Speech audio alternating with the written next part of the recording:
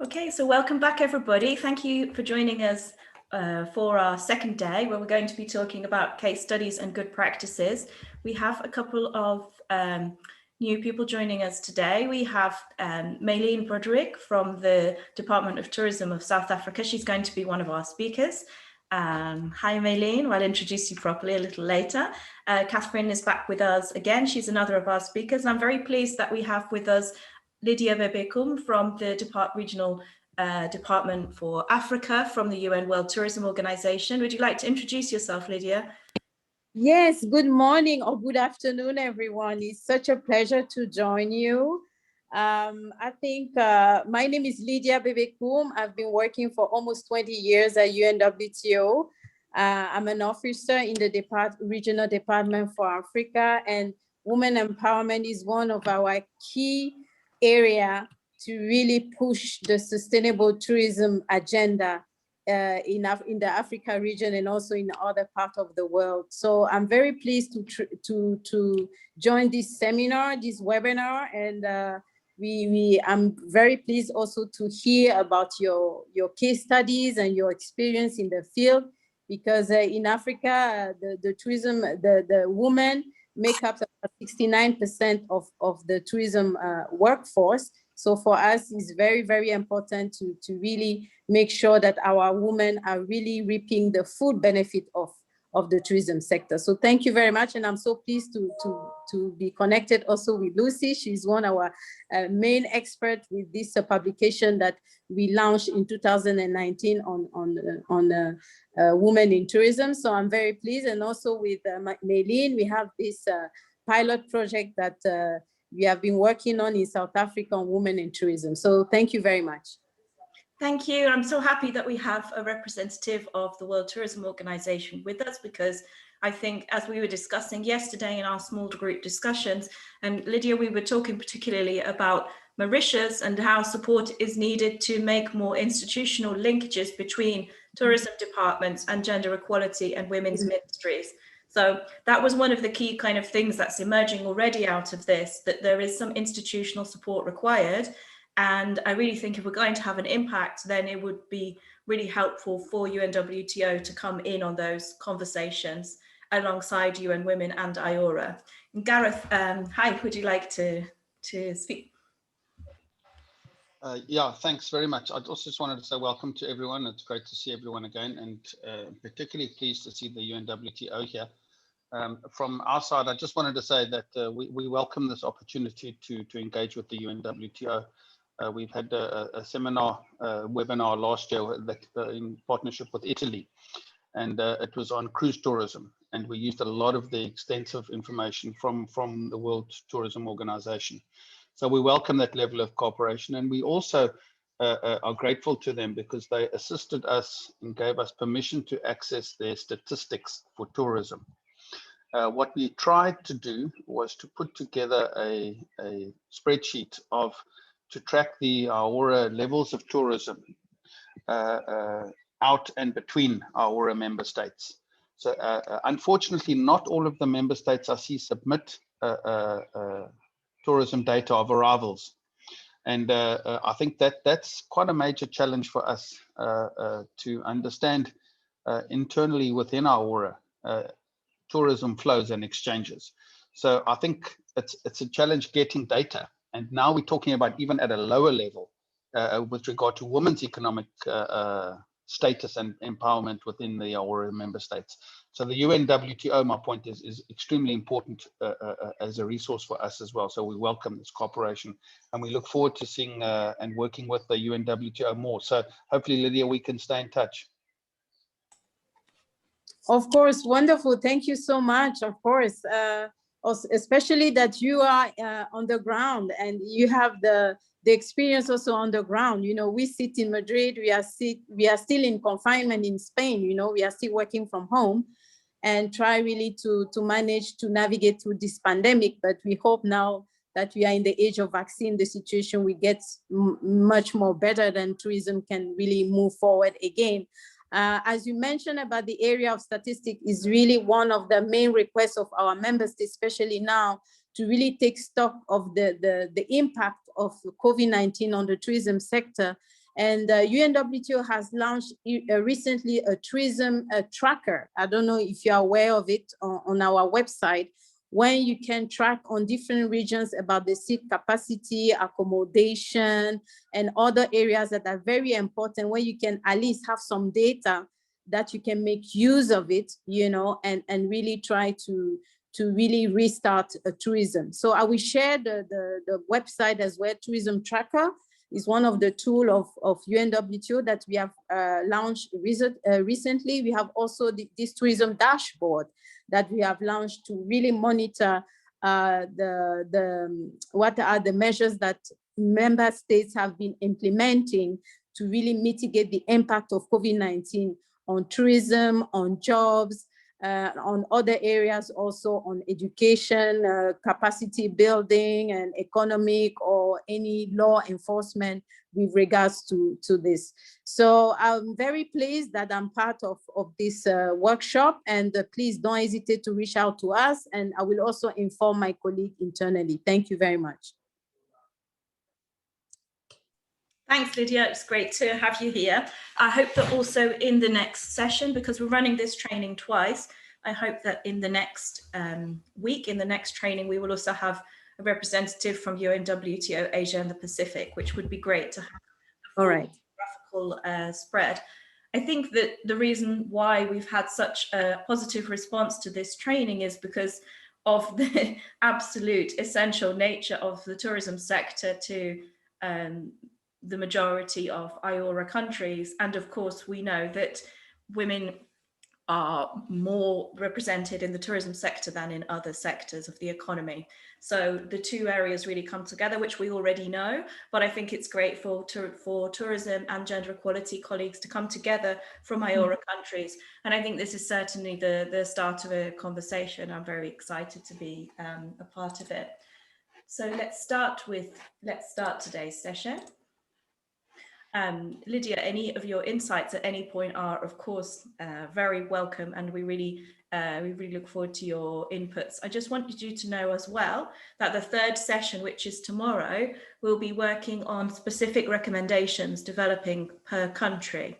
So we're going to use the action plan from the global report, and each participant will take the recommendations and work out which perhaps are more relevant to them. So the participants from this training should be leaving both this week and next week with quite a clear understanding of what recommendations could be applicable to them and how they could start working on this.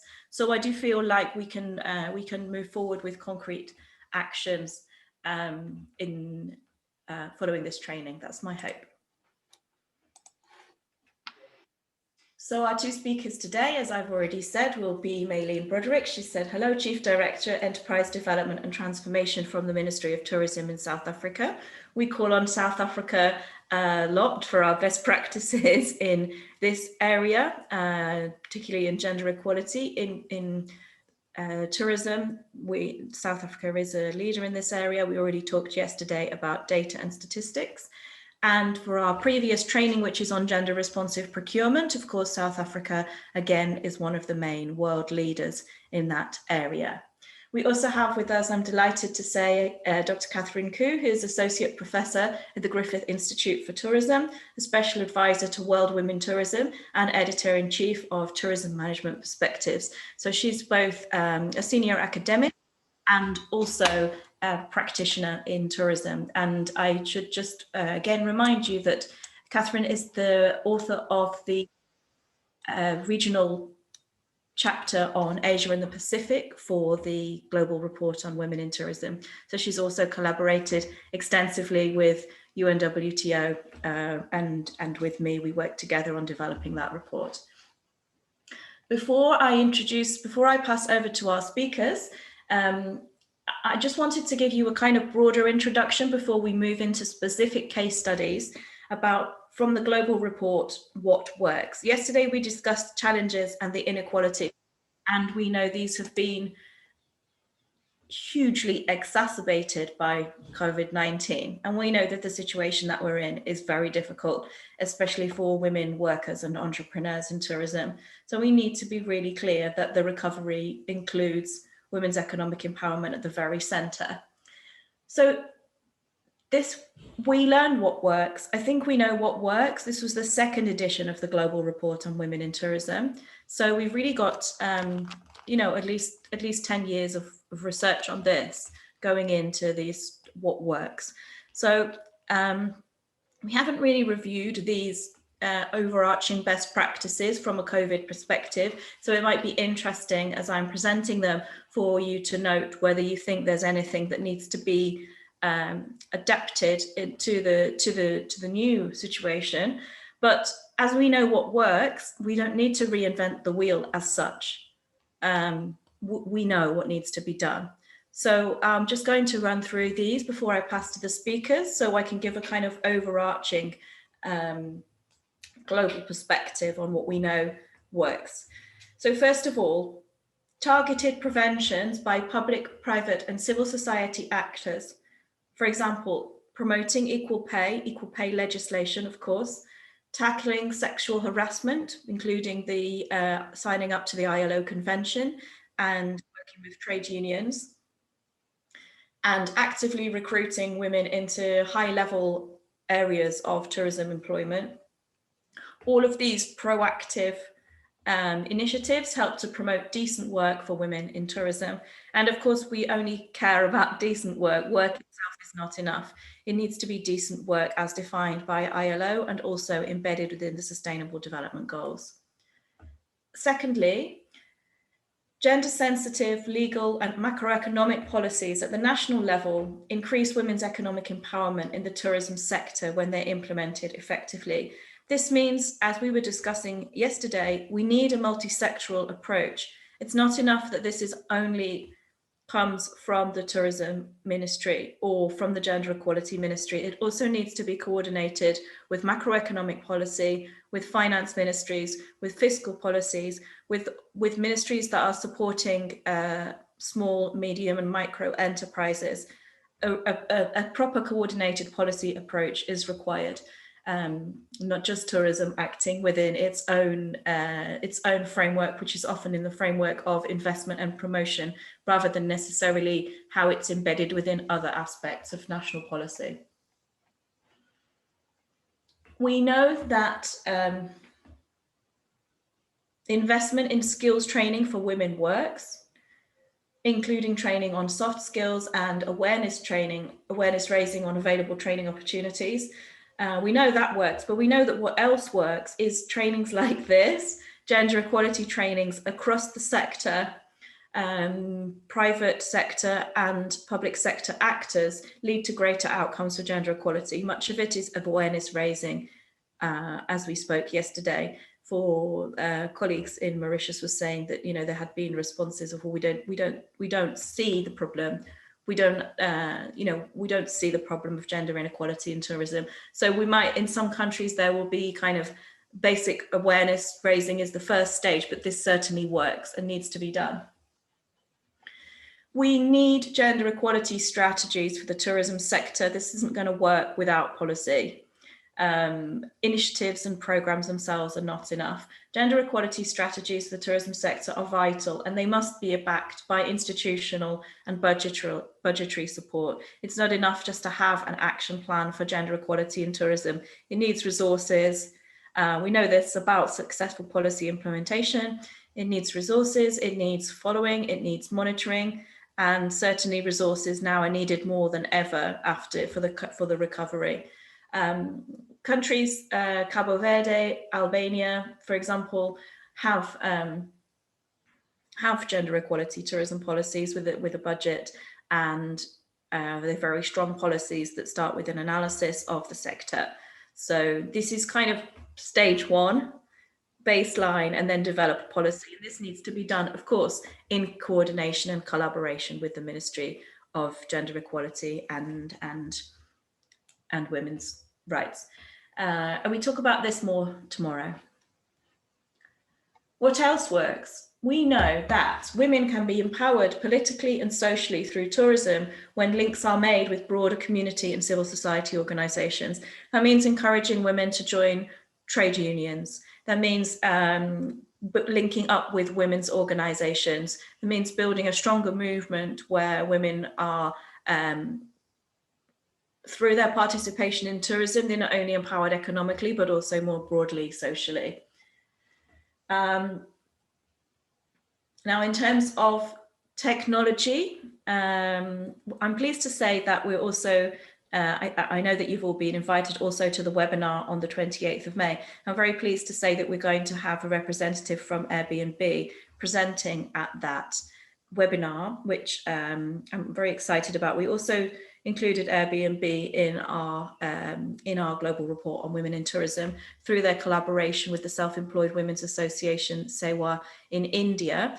And they're kind of quite a challenging project of Airbnb in Silicon Valley, working with women with homestays in India. And I think there are many interesting synergies there, but we have to face the reality of the digital nature and ongoing digitizing nature of tourism and understand better what the gender dimensions of are that. We specifically focus on that in the global report because we had Amadeus as one of our funders, and they were very clear that they wanted us to focus on what are the impacts of the digitization and the technological aspects of tourism.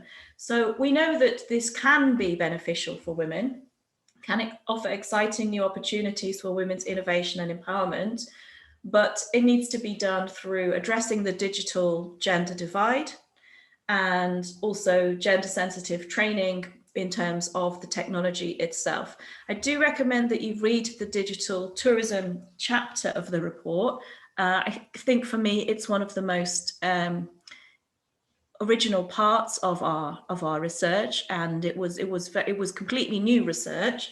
And there's lots of interesting things in there about what the challenges are and what the opportunities are for digital platforms and women's businesses. So I really hope that you'll join us for the webinar and have our speaker there from Airbnb to hear what they're doing in this area.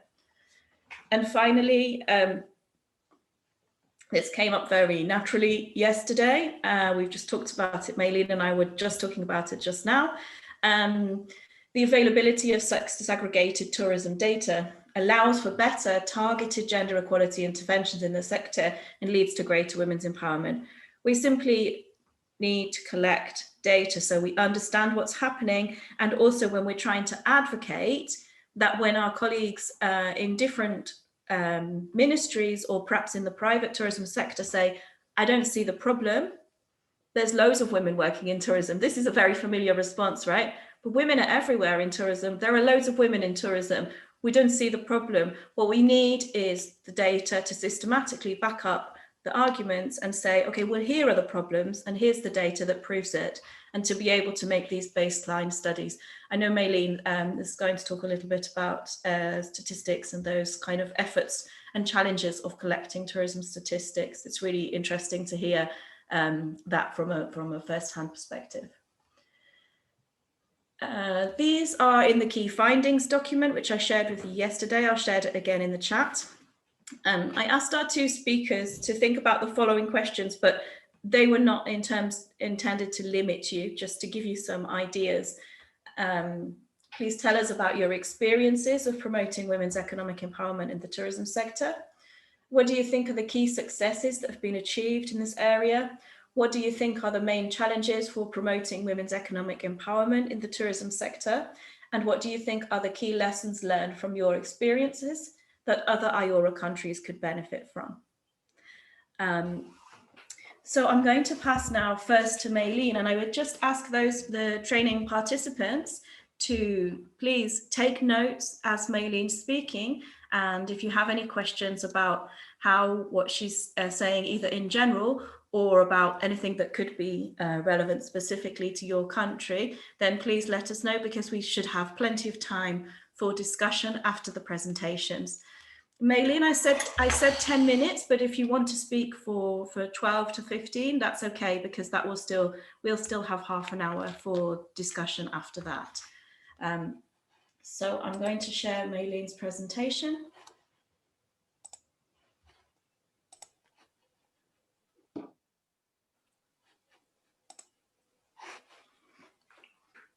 There we go. And you just let me know when you want me to change the slide, Maylene. Thank you very much. Over to you. A pleasure to have you with us. Thank you very much, Lucy, and Lydia as well from the UNWTO for giving us this platform. So from a sunny but chilly South Africa, good morning, Sanibonani, Oyamora. Thank you very much again. As I said, my name is Maylene Broderick. I'm from the National Department of Tourism, and I'm responsible for supporting the team that implements the Women in Tourism program in South Africa. You can go to the next slide, please, Lucy. In terms of my presentation, I think Lucy's already covered the questions we were asked to present to you today. And I'll start, if we go to the next slide, please, Lucy, with respect to our Women in Tourism program in South Africa. In general, the program was started in 2013, but it didn't gain a lot of traction in the beginning. It didn't have a dedicated person responsible. We didn't have a dedicated budget or dedicated resources. So in earnest, we only really started fully implementing the program in 2018. I was given the responsibility for that, and then we refined the objectives. I think we could refine them even further. And what we did is based on the data that was available at the time from the Census of Statistics South Africa, which is 2018 data. As I was saying to Lucy, we were about to start a very in-depth data collection program just before COVID hit. We had hired 1,400 young people to go around the country and look at getting and gathering specific data that would assist us in informing our policy. And then, of course, COVID hit. So we feel we've still got a lot of work to do in respect of collecting relevant data that will inform our policy and, of course, the initiatives to support sustainable development of women in our sector. So overall, the key thing is that we want to ensure that women in our sector are respected, recognized, represented, and rewarded. You all know the history of apartheid in our country, so we've got a massive task ahead of us in terms of transformation. Transformation in terms of not only representation from different racial groups, but also just patriarchal society, which is still very, very much prevalent in our country today. We seek to mobilize and create platforms to allow women to network, and then, you know, the golf course networking is very well known in business circles, but it doesn't necessarily pertain to women. So we want to create networking platforms that are conducive to what women need and can expand their business and professional horizons, to facilitate access to resources, to empower women tourism entrepreneurs, identify mechanisms that need to be put in place in order to address the barriers faced by women in our sector, and of course to better leverage opportunities. Next slide, please, Lucy. So, you know, key to what we're doing is celebrating women achievers in the sector, to inspire other women to enter the sector, to highlight the problems faced by women. As I said, those barriers to entry, which are very well known and articulated in the global report, to lobby other government departments and stakeholders. We try to work in a very integrated fashion, and I'll speak to that a little later in my presentation. Provide leadership and role models for young women endeavoring to enter the sector, and then also find solutions of the social challenges that are facing women and create a platform for dialogue and calling for a non-sexist sector. Next slide. So in South Africa, we have a very strong policy and legislative environment to support gender equality. You know, we have various targets around representation in Parliament, and we also have the triple BEE, which is the empowerment codes in the tourism sector, specifically around certain targets that need to be put in place to address transformation. But key to what we do, and it informs our agenda, is quite a long acronym there: gender responsive planning, budgeting, monitoring and evaluation, and an auditing framework. So our cabinet, signed by the president, adopted this in 2019, and it includes key strategic objectives to serve as a catalyst to effect a system-wide paradigm shift towards gender mainstreaming across the state machinery. So to ensure women's empowerment and gender equality are at the center of public policy priorities, results-based planning, budgeting, and accountability. The next slide. This is what I want to show you in terms of Prior to COVID-19, South Africa was already in a recession. We were sitting at 27% unemployment and our economy was not doing well.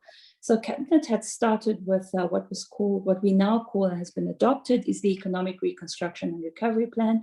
And of course, this was sped up as a result of COVID. And key to that is that box that you see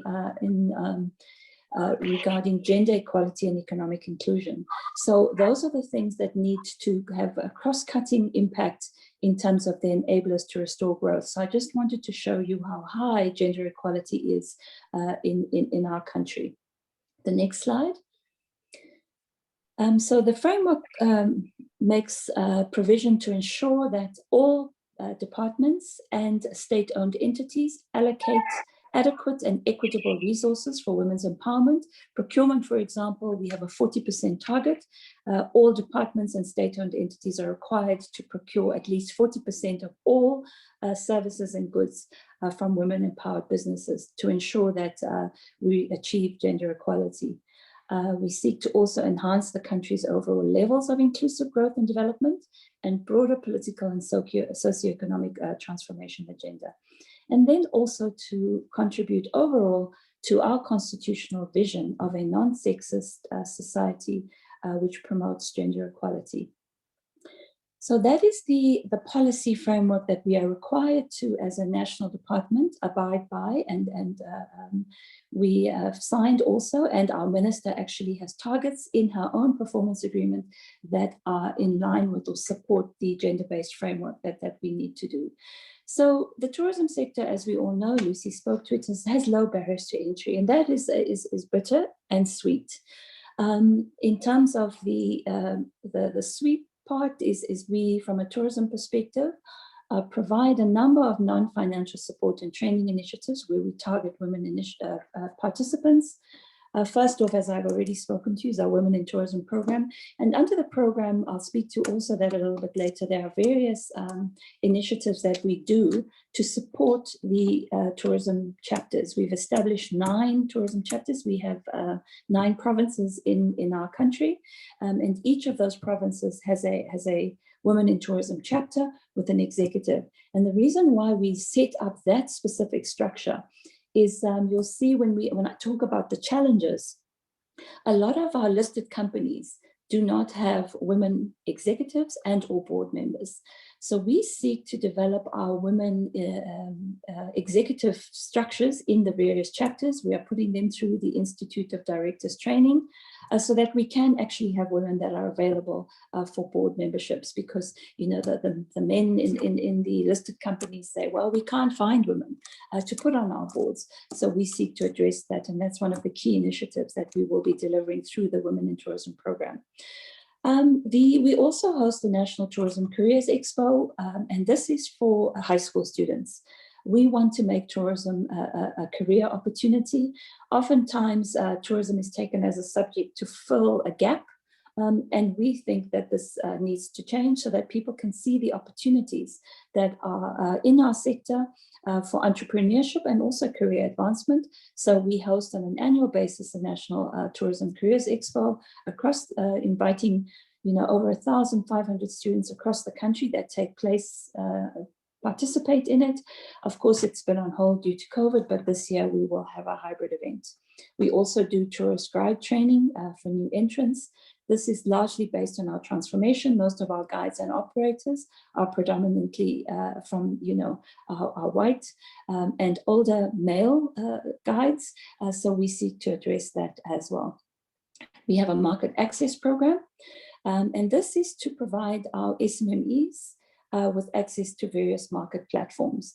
They can't necessarily afford to get themselves to various trade shows, so we assist them in getting there through our Africa Travel Indaba, and then regional shows, as well as international shows once they are ready for that.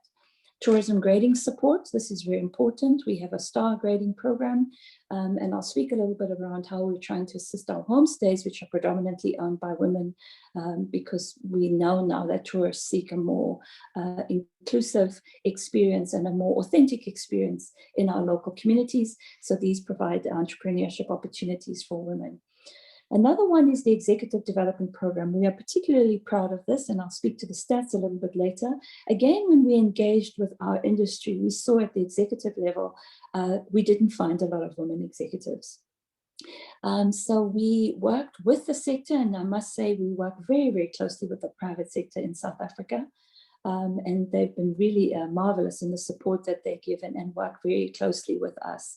And we have trained a number of women from the sector who were, front desk clerks, reservations managers who are now GMs in the various companies, so that we can actually fill that gap that was identified by us in the sector to say that they don't have women executives. We have a Tourism Buddies program for unemployed youth. And in all these programs, we have a 60-40 target, 60% being women and youth. And then, of course, we do a lot of training for youth in chefs, sommelier, and food safety programs. Next slide, please, Lucy. So we also provide capital incentives for our various tourism businesses. And again, this is a target for women. The focus is for women and youth again. All people are eligible to apply, but we do really request that the majority of the funding goes to women and youth. Out of COVID-19, we had the Tour Guides Relief and the Tourism Relief Fund. Ongoing is our Green Tourism Incentive Program, our Tourism Transformation Fund, and the Tourism Equity Fund, and all these seek to bring new entrants into the market, where we provide a portion of grants to subsidize the loan portion, because a lot of previously disadvantaged individuals don't necessarily have the equity to actually enter into loan agreements. So this is our capital incentives, and I'm sure this will be shared with you afterwards. That will give you the details around how we have structured those funds. The next slide, please, Lucy. So as I said, we have the 9 provincial chapters, and the executives are elected on an annual basis at an AGM. So we really try to teach the women how to run a sort of a board company through these chapters. We offer non-financial as well as financial support. The NTCE I've already spoken about. And this we really focus, and this is what I wanted to bring to your attention, the young people in communities that are proximal to tourism and conservation icons, such as the Kruger National Park, Isimangaliso wetlands in KZN, or the tourism icons such as Table Mountain. We find that the young people, even some of the old people in these communities that are proximal to these tourism icons, have never visited these sites. They've never visited the Kruger National Park, and so we have very high incidences of poaching, a lot of community protests that block the gates that for people to enter into these tourism and conservation icons. So we feel through the youth program, we can empower the young people about the opportunities and the conservation practices that they need to protect the facilities in perpetuity, and they can see and derive value from participating in that value chain. So that we're very proud of that. And then we also do targeted training for what we call our Hidden Gems program. Again, focus on women and young people, where we train our tourism, our rural and township businesses to be able to participate at local and international trade shows. Because they've been largely marginalized, and our traditional businesses and our big tourism icon businesses that have the concessions in our large parks, etc., are predominantly white owned. So this is an attempt to address that. The next slide, please, Lucy. So this one is a new program. We will be targeting 288 homestays across the country, working with women in the most deep rural areas to develop the homestay program and provide economic opportunities. So we'll be training them in getting their accommodation establishments up to par to accept international tourists, so that when we are eventually open for business again and off the red list of many countries, these businesses will be ready. It's an opportunity for the women to start their own businesses and to allow all our tourists to have authentic South African experiences. The Executive Development Program, I spoke to you, over 60 women have graduated, and we have a number of success stories, which I can share the details with you if you like. As I said, we work very, very closely with the private sector. In the private sector, we have assisted them in their own initiatives, such as Kwela Women, which is across the country, which trains young women in the private sector. So we work with them in initiatives. This is a private sector-driven initiative, but we support them as much as possible. Thanks. The next slide. So what are the challenges that we have? I think we spoke to some of them already, and I'm not necessarily going to repeat them. But what is pervasive across the world, obviously, is here in South Africa as well. There's this perception that women are less capable of running successful businesses and a bias against women leadership. You know, I have experienced it myself when I went on maternity leave with my son, you know, to say, well, that's exactly why we don't, you know, have women at executive level because, you know, you have to go off and do things like this. So that's still very much pervasive, and it's work in progress for us. Women occupy, as Lydia indicated, in developing countries, particularly in South Africa. I saw the report sent by Lucy. We have a majority of participants in our sector are women, but they are at the low level, low paying entry jobs. So we seek to address that, such as the Executive Development Program. And sorry for that typo. We have a very pervasive patriarchal culture. And women in rural areas are, you know, I'll speak a little bit about our pilot with the UNWTO in Limpopo, but traditional authorities are made up of mainly men. One of our dynasties is the Mujaji Rain Queen, which is a sacred cycad forest in the Limpopo province.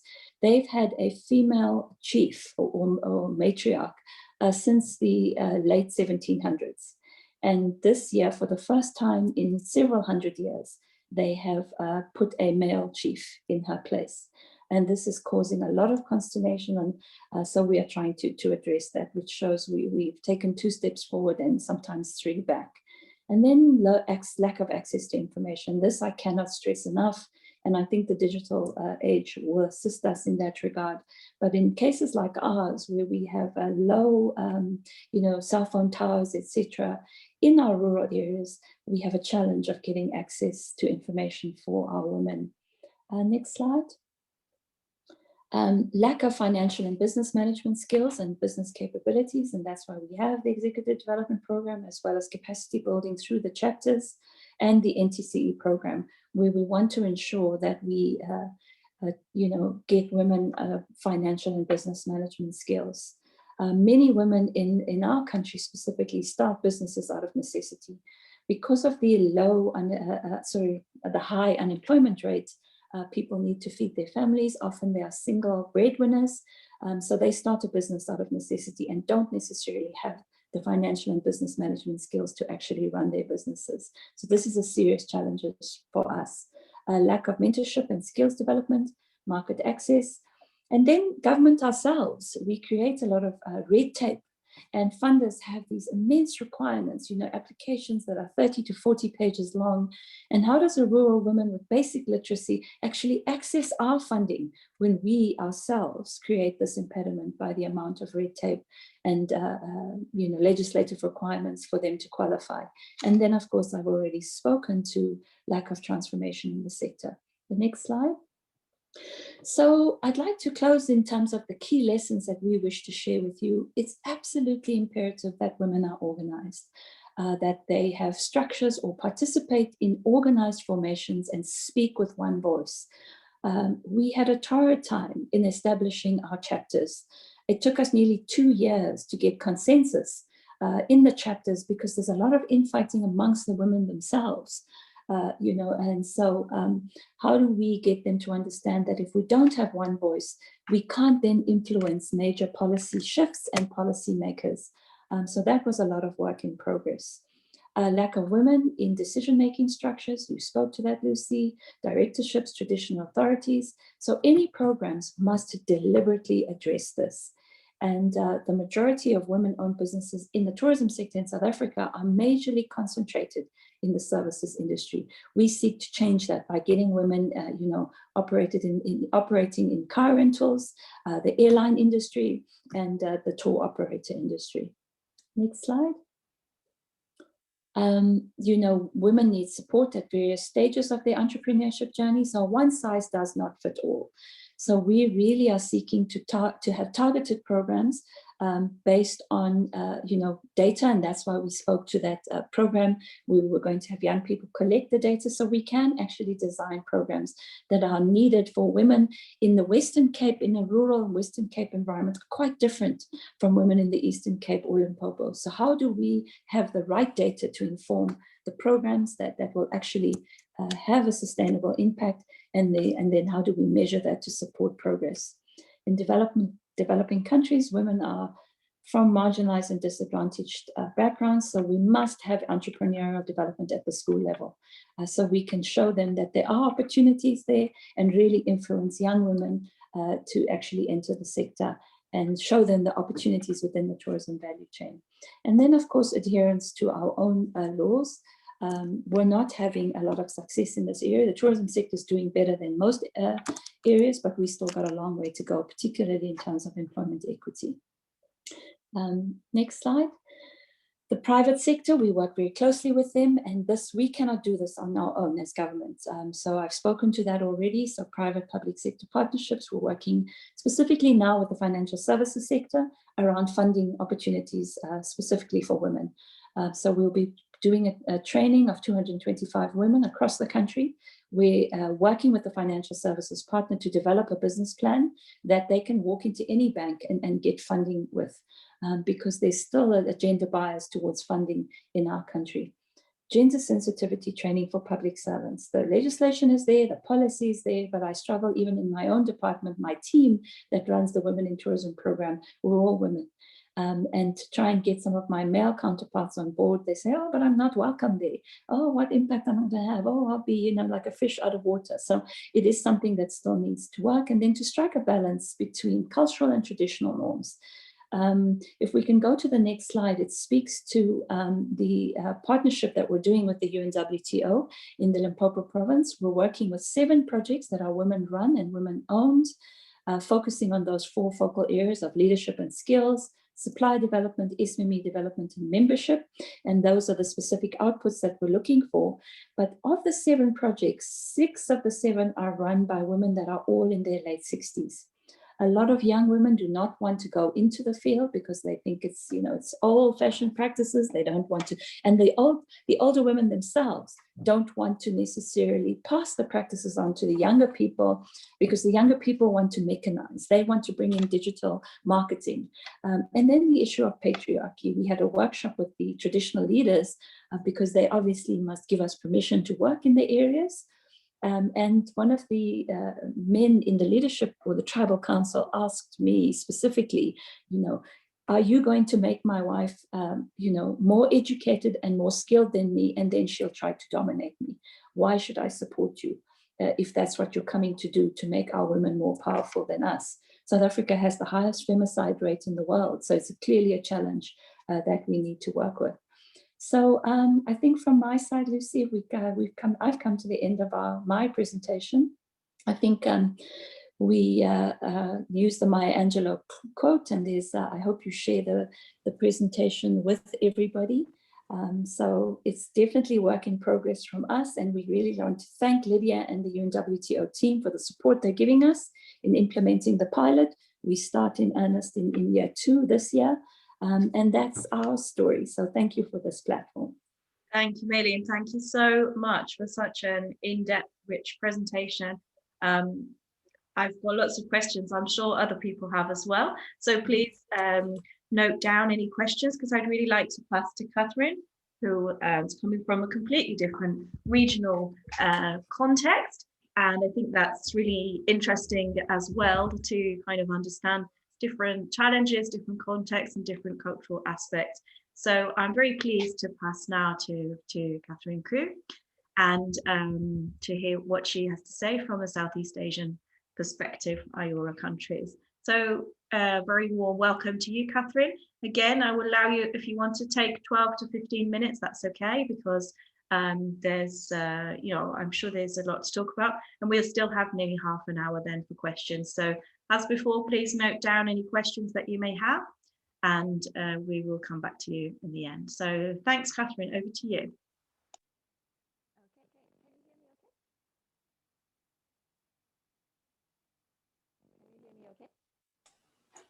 No, it seems to be a little interference. Can you hear me okay? Yes, perfect. Okay, awesome. Hi everyone. It's good to see you again. Can you hear echo in the background? Yeah, there's a little like a fuzz on the line. Like some feedback. Okay, let me do something. How's that?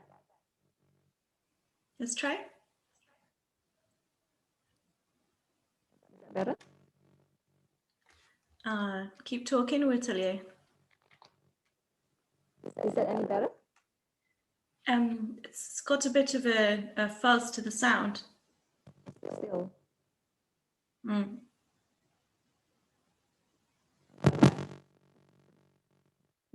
No, there's a problem with this, like the interference in the. When I speak. Is it possible maybe for you to work without the headset, because it might be that's. No, we can't hear you. No. Technological problems. Yeah. Lucy, maybe sometimes when we have interference, the video, if you turn off the video, that might sometimes helps.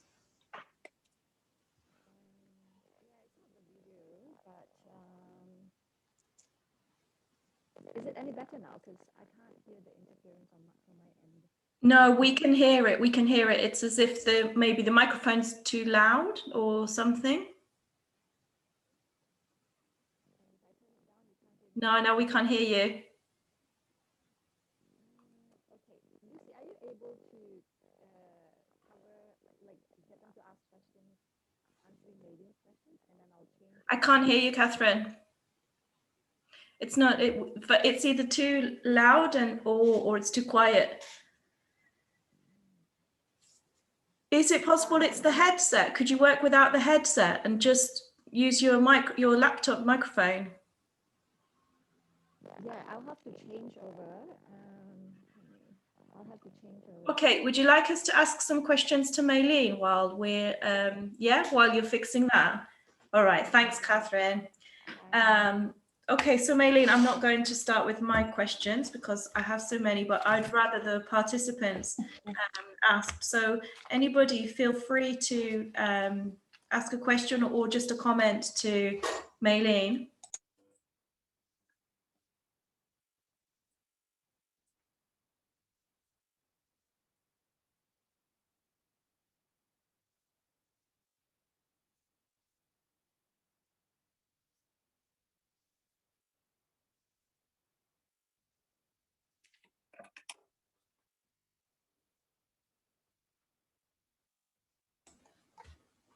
Okay, so while you're thinking, Maylene, I'd really appreciate your presentation. Thank you. And I think, as I said at the beginning, we have representatives here from both the tourism departments and ministries of women and gender equality. So I guess, as you already have this very high level policy as both an incentive and an enforcer of gender equality, that's already something that guides the policy. But I'm wondering if you could have any reflections on how tourism ministries and gender equality ministries can work together on these issues. And I think that there's really something that's really important here, is that tourism ministries and kind of the associated departments often do have a budget, whereas women's ministries are chronically underfunded and often don't have very much power within the governmental structure. So I think this is a structural problem for gender equality in tourism, and I'm wondering if you have any thoughts on how tourism ministries can reach out to the women's ministries and work together, but also without expecting that the funding should come from the women's ministries? Thanks, Lucy. I think, as I indicated, we have the gender framework, which we required to report on. Cabinet adopted that, and we are part of, it's called a higher level steering committee, where we report on a quarterly basis on the targets that have been set. So there has to be buy-in at that cabinet level, and we're fortunate in that we have a woman tourism minister. But that even before we had a woman tourism minister, we had a male tourism minister, and he was still very much on board because that was the position officially adopted by cabinet. As I indicated, while that is a policy imperative and there's legal requirements such as the 40% procurement target and the tourism BEE codes, which have specific targets for women involvement at management level, ownership levels, socioeconomic development, I struggled to get a budget in my own department. I had to beg, borrow, and steal from my other programs in order to facilitate that. But I was sort of relentless in saying, we can't say we have a women in tourism program when I don't have human resources allocated to it and I don't have a budget. So I think it's something that you need to, and that's why I stressed earlier to you before we started the importance of data. Because we can show that women are predominantly in the sector.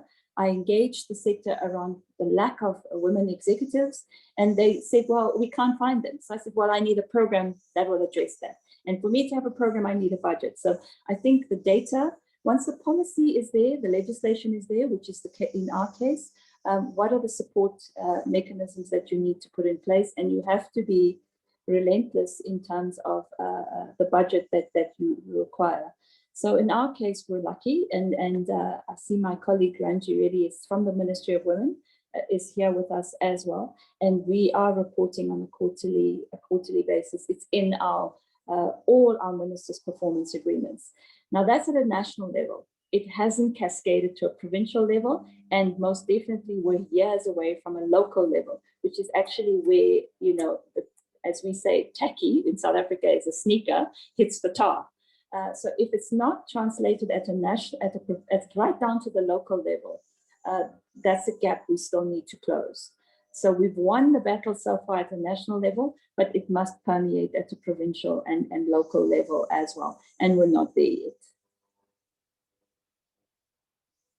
Thank you so much for the point. And I think, again, we know this from all our work on gender mainstreaming that, and I really like what you said, Maylene, South Africa can't say it has this women in tourism program if actually no budget resources, financial and human resources are dedicated to it. So it's really important that when we do embark on these kinds of initiatives in IORA countries, that they're not merely for show or marketing programs, but rather they need to have dedicated budget, human resources, financial resources. Otherwise, not only do they not work, but also it's not fair to be promoting that a country or government is doing something when actually it's not doing anything in terms of committing those resources. So I think when we look at the recommendations tomorrow, this is a really strong point that needs to be there from the very beginning. This isn't something that can be done for free.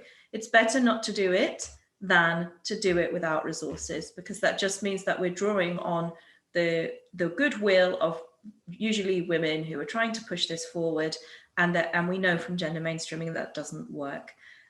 So thanks, Maylene, for that response. And I think Catherine has changed now to her different computer. Wonderful. So Catherine, we're excited to hear from you.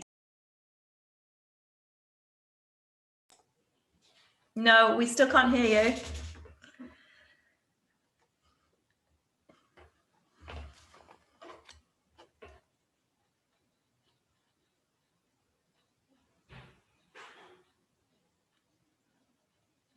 Do you want to leave the meeting and come back in again?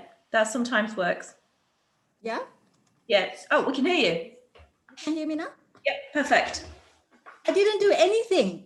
Well, there we go. It's magic. Okay, everyone, thank you for your patience in putting up with that technical glitch from my end. And thank you for having me here, Lucy, and thank you, Maylene. I've totally enjoyed your presentation before. So very different from Maylene's presentation, I have decided that for 10 minutes, I'm not going to use any PowerPoint slides. So I'm going to share with you all the questions that Lucy has asked me. So the first question was about my experiences in empowering women's economic empowerment. So my space is actually in training and research. So what I do is I do a lot of research, trying to uncover all the barriers and the enablers for women's economic empowerment. And then I use those data to try and inform policy, to try and implement some actions. And I do that through private sectors and working with, for example, the Australian Department of Foreign Affairs and Trade. And I'll talk about that in a little bit in a while. But it's good to have Maylene go first because, you know, when Maylene, when you talk about funding for women, you know, with the microfinances funding. So like in our research, we have looked into this kind of funding in Asian countries, for example, in India, in Nepal. And what we found is that while there are available funding, so these funding are for women, right? They're specifically for women to apply. But what we found at the ground level was that these women were pressured by their male family members to go and apply for those microcredit and then use to just put up a short front. But the male members are actually siphoning the money and using it for themselves. So it's not really for the women's business. So I think, you know, with the experiences that I have in research and training, these are the kinds of revelation, that deep-seated data that we have found that we want to try and feed into as many organizations, private sectors, private companies, banks, policymakers, as much as possible. So what I do is go into training, but also go and, you know, as a keynote speaker, I try to speak and raise awareness on things like this. So I, for example, 1.5 years ago now, I was asked to be an advisory board member, specifically to advise on women's issues at the the Tourism and Investment Conference. So it was an investment conference, and it was all, you know, mostly majority men talking about, you know, investment in real estate and tourism and things like that. But it was great that they have that we had a women's panel and we talked about how important it is for women to be seen in the investment space. So that's I see as a key success. You know, like that was the second question, Lucy, that you asked about key successes. So that's one. But so related to that, I think some of the key successes, as we can all see, you know, there are definitely more awareness. So from when I started about 10 years ago as a researcher on women in tourism, 10 years today, I see more talks, more awareness, more budget for empowering women. You know, it's more on the agenda of even like UNWTO and private sector companies. It's more like people have programs for gender equality, even in private sector. So that's some of the inroads that we're making. But like Maylene says, sometimes it's 2 steps forwards and 3 steps backwards. And sometimes, you know, you kind of feel hopeless. And that's when I think, you know, like coming together like this as a tribe of people who believe in gender equality and raising awareness for these kind of things are really good. But an example of key success, for example, that we've seen in Nepal, for example. So Nepal, in the global report, we featured the story of 3 sisters, and what 3 sisters does is to pick women from the rural areas of Nepal. And they train these women to become guides, trek guides up to the mountain trails of the Himalayas. So they train these women for free. And they give them all the starter pack, you know, their jackets, shoes, and all of this. And they train them to be trek guides. And there are not many trek guides in Nepal. And actually, women are not. So when I went to Nepal to do the study, it was a problem for women because when we arrived at tea houses, these women didn't have accommodation and they were supposed to bunk in with all the other male guides, and that's a problem. So the other problem with them is that their husbands or the fathers would not allow them to be track guides. But, and this is the same theme we saw in India. Women wanted to be tour guides, but they were not allowed by the parents. But the key successes we've had was to talk like in India, they talk to the parents. So they're asking the parents for permission and explaining to the parents what your daughters or your wife or your female member of the family will be experiencing when they are in the field. So what kind of accommodation will they be at? And, taking them through all the questions, all the concerns that they've had. And usually it's a very traditional, cultural, patriarchal kind of questions. And you know what happened is like when they give permission for these women to work, and when they see money coming in, when the money comes in, then all these men give permission. And in fact, then they started working alongside their wives or their sisters. And they saw how difficult it is for them to work, and there is that empathy. So I think, like this kind of ground level experiences have given us insights on how to promote gender equality, not just talk, on the up level, how we can implement. Yes, we can do gender, but exactly how the micro level implementations that we need to understand. So those are some of the key successes that I've seen here in the Asian region. And it's very related and tied to cultural aspects and very entrenched cultural and patriarchal tradition that's linked to tradition, right? And so it's not fair to impose very westernized, how should I say, gender equality implementations, but to understand from a cultural point of view, how can we tackle these? The other thing, so then the third question Lucy asked was the main challenges. And here I have a lot to say, and there are so many challenges. So one of those challenges is, I think, is how we see leadership, how leadership is perceived. And leadership is always perceived to be very masculine, right? And so we don't talk about graceful, feminine leadership. But I think COVID-19 has provided us this opportunity to explore and to bring up this discourse a little bit more, as we see with the New Zealand's Prime Minister and how she managed COVID, and right. So I think there is an opportunity here, and this is what I'm trying to do, is to raise awareness for what leadership can look like, the alternative form of leadership. And when that changes, I think a lot will change that will feed downwards. So that's one. The other thing, the other challenge, I think, like I said before, that was linked to one of the key successes we had, was that of this entrenched, at least for us in Asia, there's this entrenched patriarchy in culture and tradition and how women are perceived. And so there's a lot of, and you all might know around this, about the unpaid care work and how it's very much associated and tied to the role of women, even when they are working. And in tourism, this is especially problematic because a lot of the women in Asia are providing services that are related or are very closely related to domestic work, whether it's accommodation, services, things like that.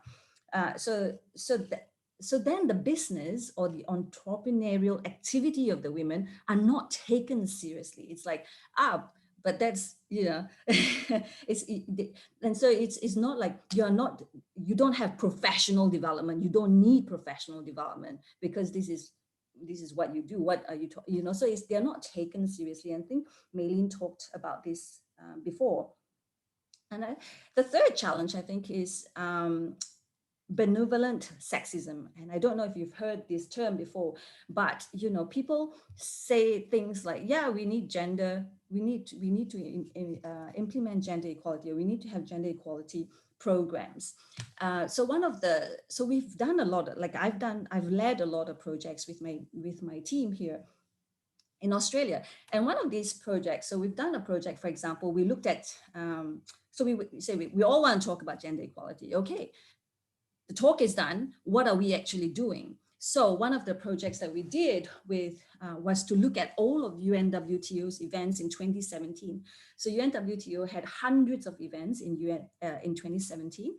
And what we found was even though they preach the UN SDG 5 and gender equality, they're actually not practicing it. So and why I say this, we found that in 2017, over 100 events that they have put out and organized in all over the world, many of these events featured experts, male experts. So the keynote speakers, the panelists, mostly males.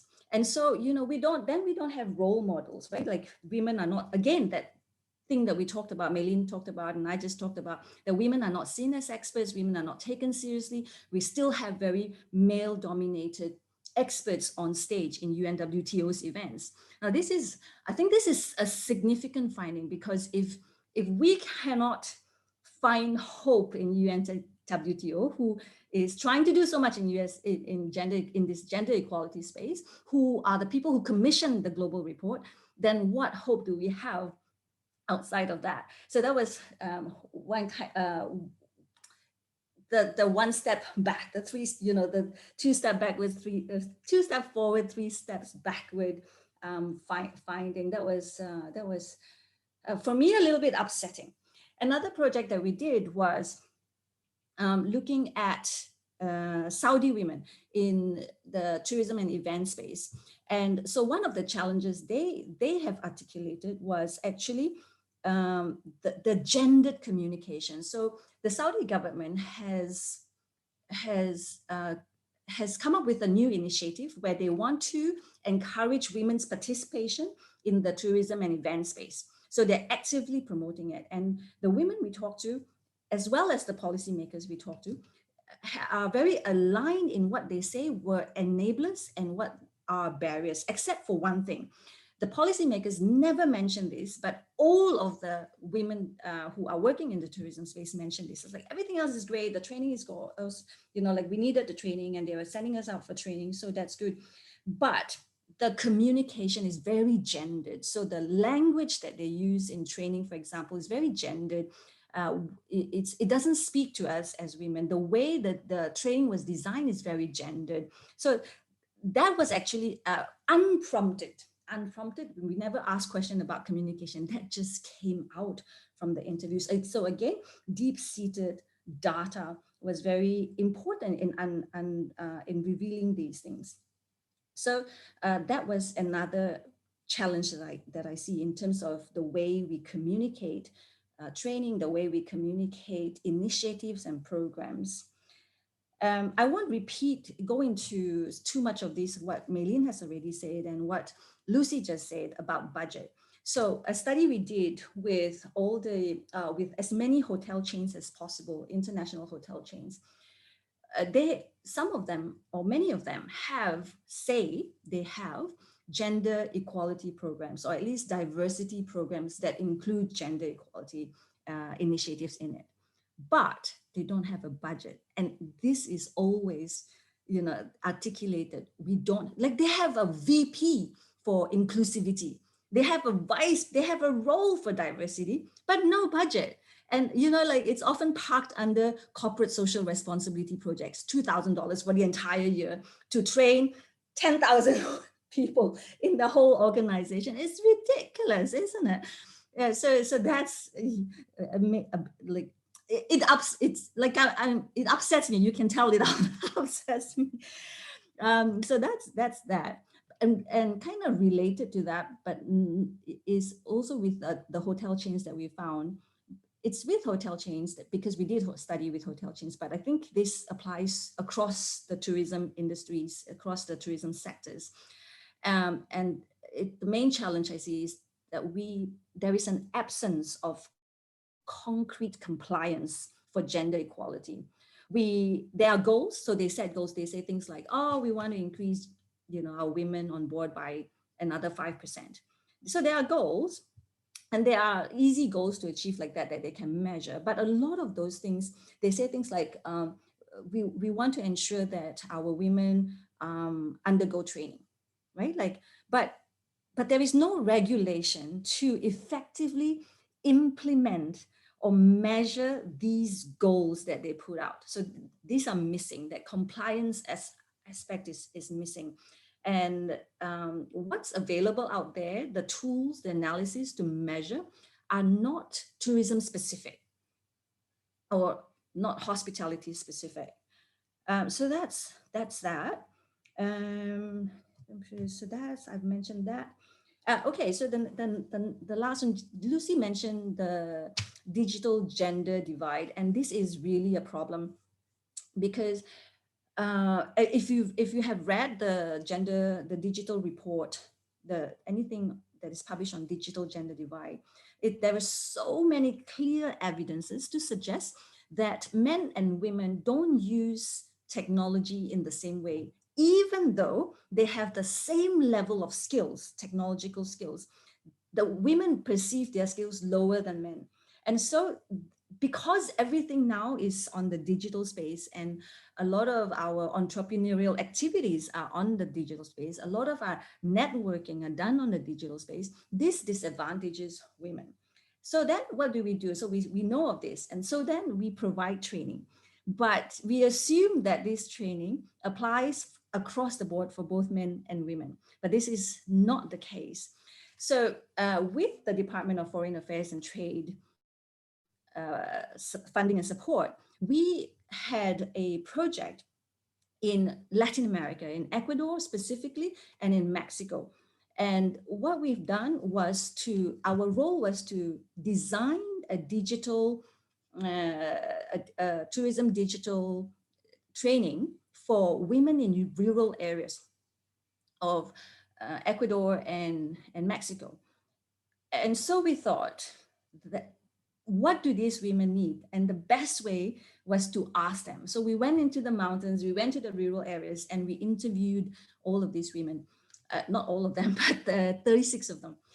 And based on their interviews, we designed a program that was totally unique. So it's a digital training program, but it's not about SEO marketing. It's not about social media stuff, because what they say they want was actually information on tourism and services. And what is it about? Because they all went into it very serendipitously, like it's like, I have an extra room, I turn into a guest room, but I don't know anything about tourism. So, so they wanted a little bit of like university kind of information, but not quite. So it's only a 9-to-5 program, but we gave them an understanding of what tourism is. It's a service, and how is that different from delivering a product? Then they say they wanted things like how to take great photos, how to tell a good story to market their businesses. So we provided those kind of training, and then they say things like, I don't know social media, so it's my son who helps me. It's my niece who helps me, who is my nephew who helped me. So can they come to the training as well? And then we're like, of course. So then we factored in a budget for their support person to attend the training with them. And so in the training in Mexico, for example, so in both trainings, we had support people come in. So we paid for one person to attend, and we paid for the support person to attend. And in the training in Mexico, it was beautiful because we had 3 generations attending the digital training together. We had the daughter, and then her mother, who is in her 60s, and then she had her little baby with her. If it's a digital training if it's any other digital training program, I do not think that woman would feel comfortable enough to have her baby with her and her mother with her doing the program. But her mother was doing the program. She was learning, she was taking photos, she was involved with it.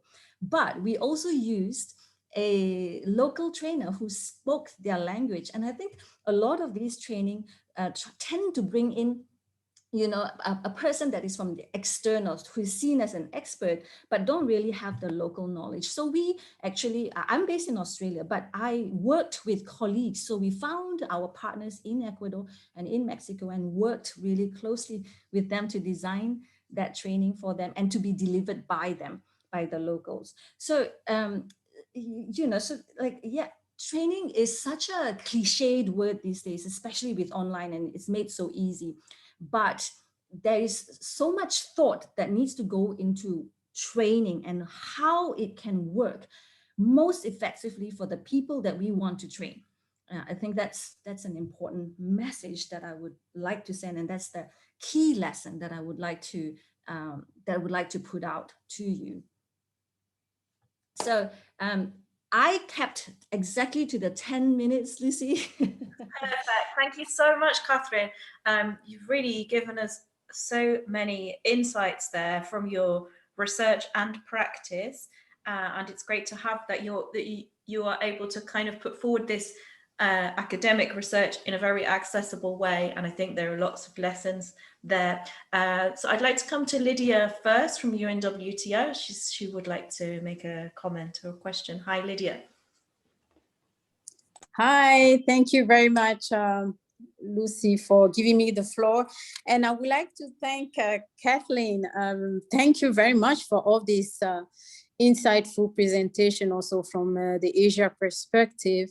And I just wanted to bounce back on what she mentioned on UNWTO in the year of 2017, that our main speaker were quite, the speakers of most of our events were men.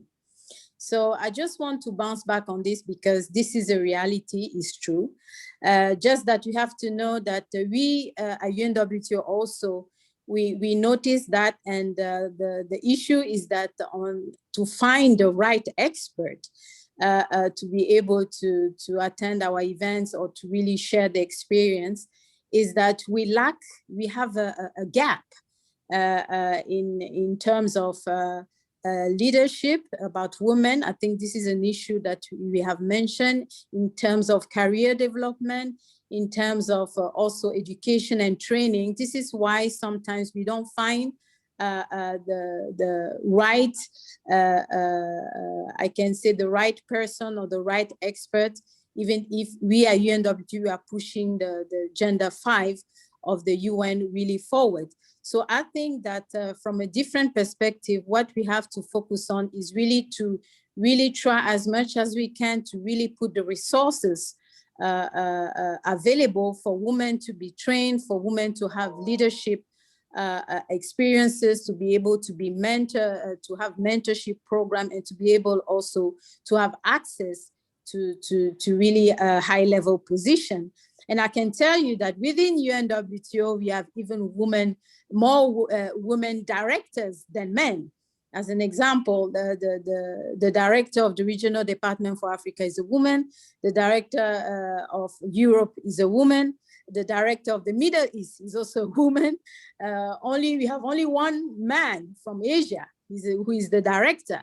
And for Latin America, we have a deputy director. So I would like to say that this is something that is very, very close to our core mandate, just that we have realized that the issue is about to find the woman with the right skills, to have also the possibility to have this exposure, and be also to have a high quality and a high level position, and to be able also to participate in our events. And we have been working very hard on this.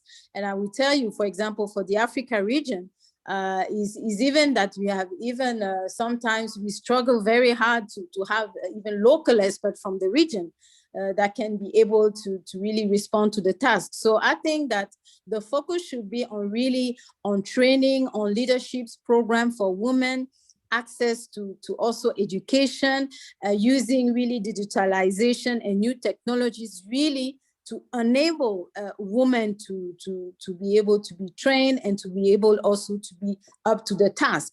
But the good news is that in Africa, for like tourism ministers, we have about 12 women that are tourism ministers in Africa, which is I think one of the highest rates compared to other regions. So for UNWTO, the gender equality, the SDG 5 is one of our core mandates, and we are working really hand in hand with our member states to make it really a reality. Thank you.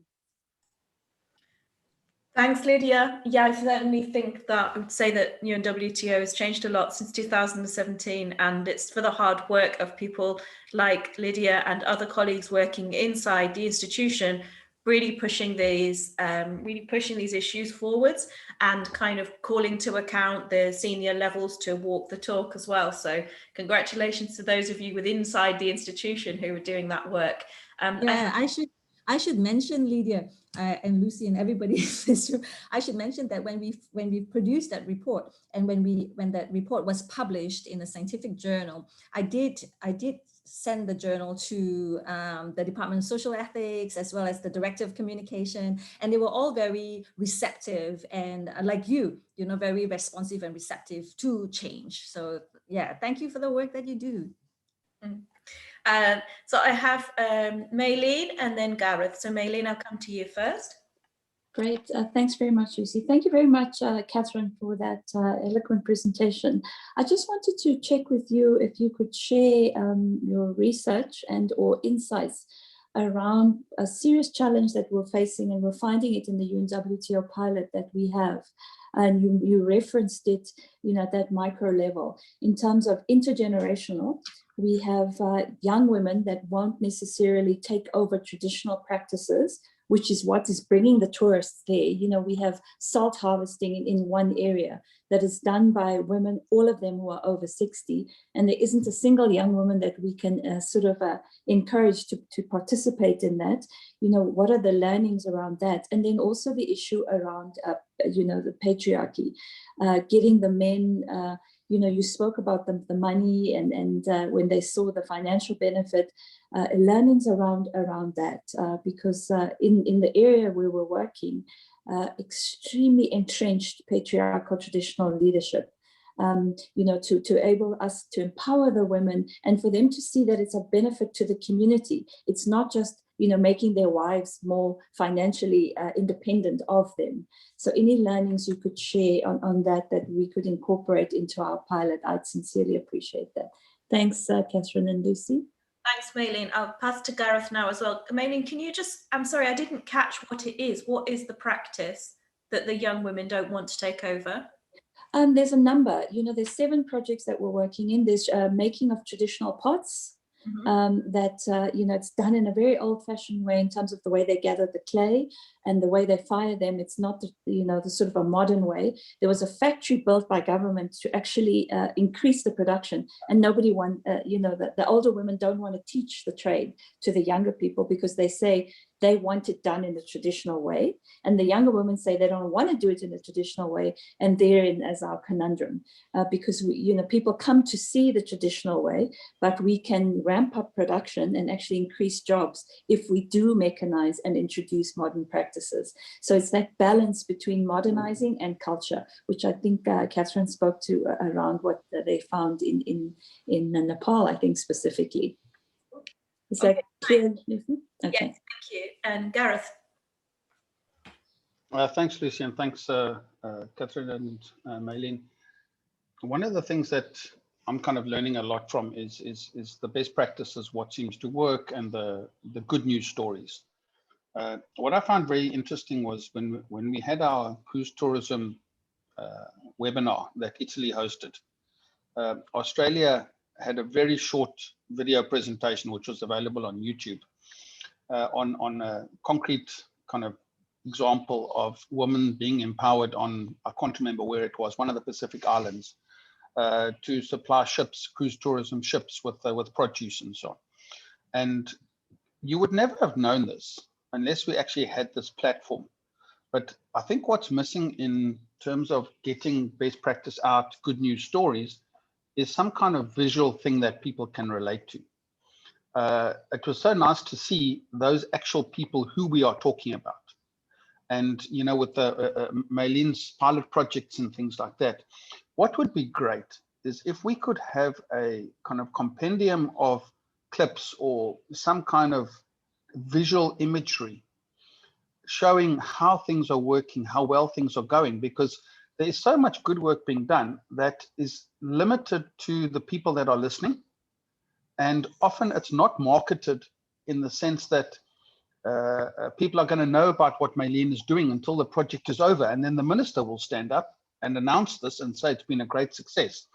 So I think there's a need to show just little projects, very tiny projects that impact on 1 or 2 women in a particular country with a particular initiative that we can now use, but that must be visually driven.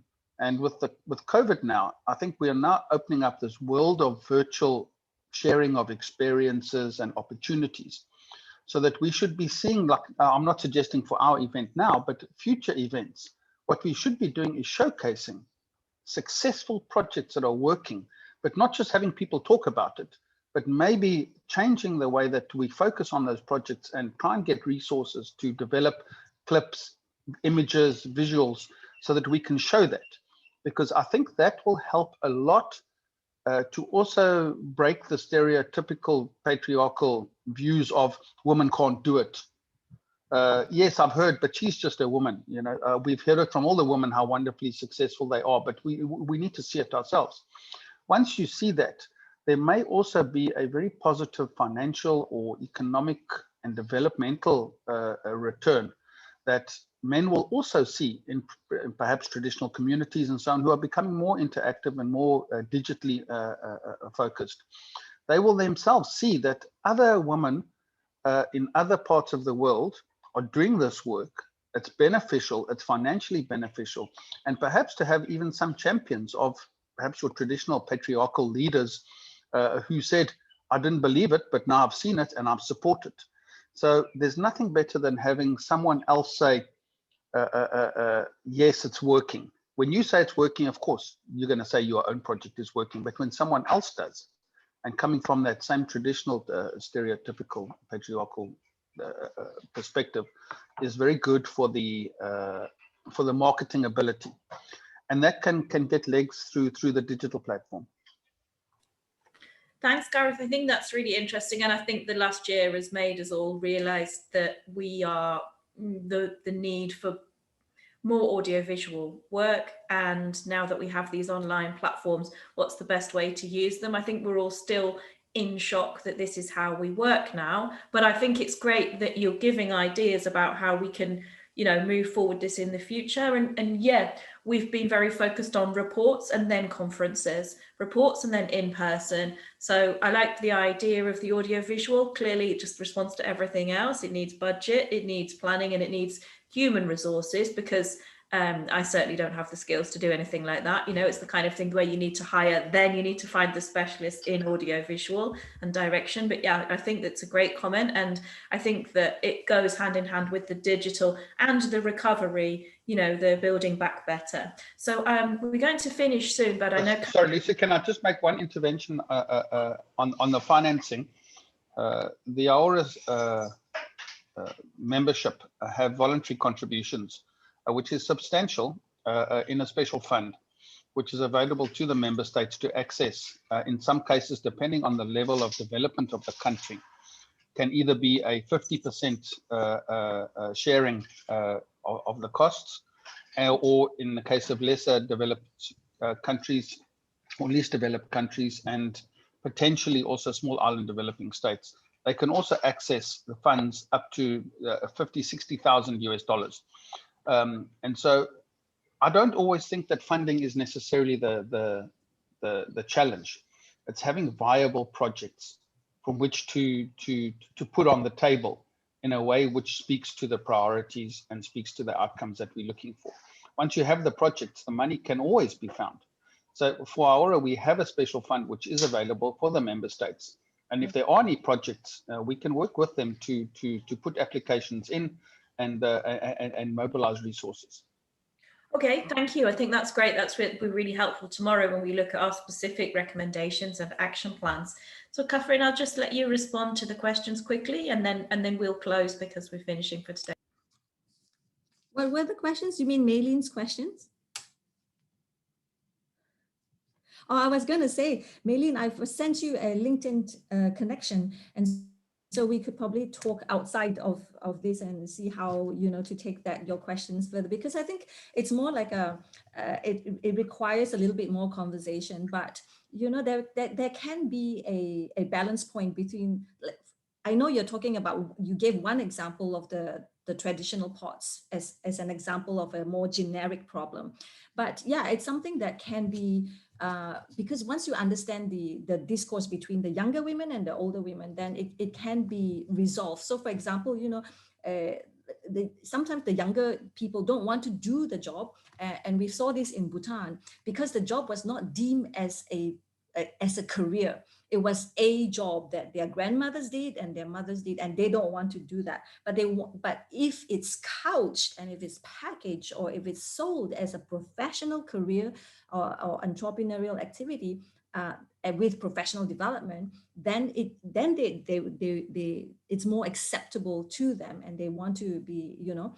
But yeah, it's not just, it's like the young people, it's not just it's not the craft, it's also the business professional aspects of the craft that they also want to bring together. So if we can merge that, you know. But also there are technologies now. So for example, we at the Tourism Institute are playing with VR, and we are looking at VR tourism. So when you talked about this traditional way of doing it, so the one way to merge those two actually is to use VR technology to feature the traditional ways of doing it. But then, you know, the young people could be right that it could be more efficient, right? But the guests can still experience this traditional way of doing it. So there are so many pathways or solutions to this conundrum, to striking this balance. If I have, but we can talk further. Thanks, Catherine. It's so clear that you have such an in-depth knowledge of how these kinds of projects and policies work in practice. So I really hope we can continue to collaborate with you on this. So thank you very much, everybody, for joining us. Two absolutely wonderful speakers. Really nice to have Lydia here as well from UNWTO. I think it's great to have that institutional support for this initiative. And I look forward to seeing you tomorrow, those of you who are joining us. Maylene, Catherine, Lydia, please feel free. If you want to join us, you'll be more than welcome. And we're also running the training again next week, so I will see some of you there as well. And the rest we'll speak tomorrow, and we can look really in depth at thinking about how we move forwards with this. So thank you, everybody. Gareth, if you want to say anything before we close. No, I just want to say thanks. I'm really enjoying this, and I think it's nice practical experiences and opportunities that we're looking at. It's not just talk. So thank you very much. I really appreciate it, and I'm looking forward to tomorrow as well. Thanks, everybody. Enjoy the rest of your day.